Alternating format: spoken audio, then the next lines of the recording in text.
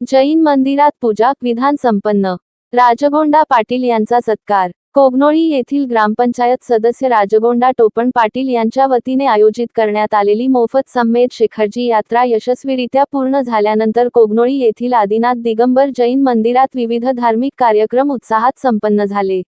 यावेळी भगवान आदिनाथ व देवी पद्मावती यांची विधिवत पूजा, ओटी भरणे तसेच विधान करण्यात आले।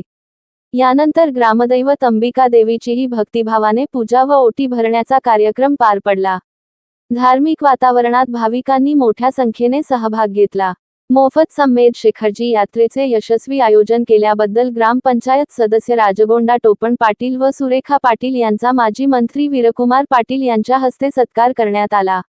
तसेच यात्रेदरम्यान उत्कृष्ट सेवा बजावल्याबद्दल धीरज मगदूम, ज्योती मगदूम तसेच भोजन व्यवस्थेतील आचारी व सहकारी यांचाही मान्यवरांच्या हस्ते गौरव करण्यात आला।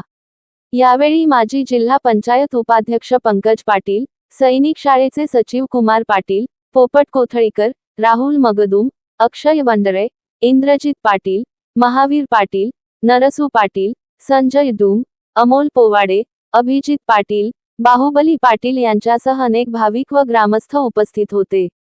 उपस्थित भाविकांना महाप्रसादाचे वाटप केले।